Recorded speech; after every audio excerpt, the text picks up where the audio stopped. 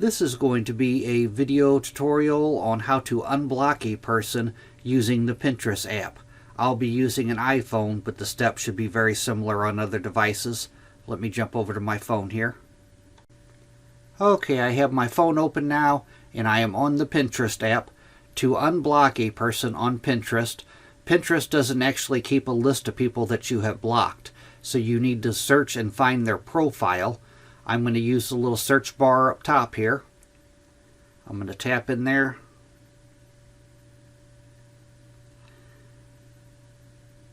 And I'm going to find the person that I had blocked. I'm going to tap on his name. Now I'm going to tap on the 3-dot hamburger menu off to the right side here.